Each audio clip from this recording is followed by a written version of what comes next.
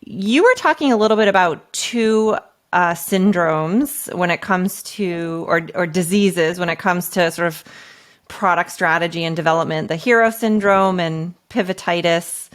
Can you recap what are the other five ones? I'm so intrigued by these.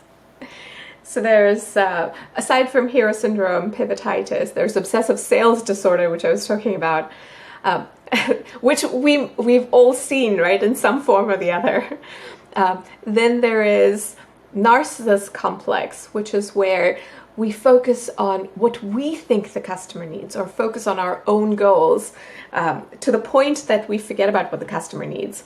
And I'll give you the worst example of Narcissus Complex was an executive of a group of hospitals was saying, for us to be successful, we need our patients to come back often.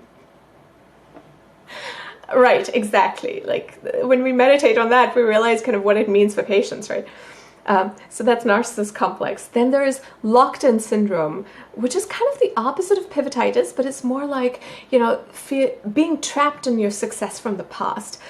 Whatever has worked in the past, like really, why change what's not broken, right?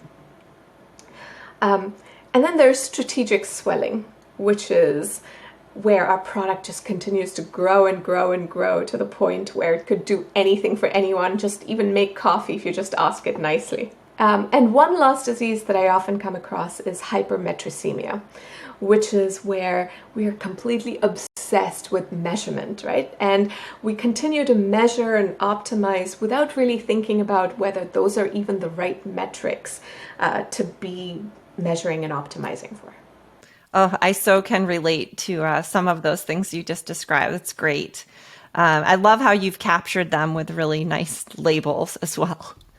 One of my goals in capturing with a name, by the way, is because, when I talk about this need for radical product thinking and starting with a vision and doing things a little differently from how we've traditionally done it, the question that comes up is, well, what's the problem that we're trying to solve, right? And when we talk about these diseases that we can really relate to, that we can identify in organizations, then it becomes easier to say, here's the problem, and that's why we need to take this new approach to solve that problem.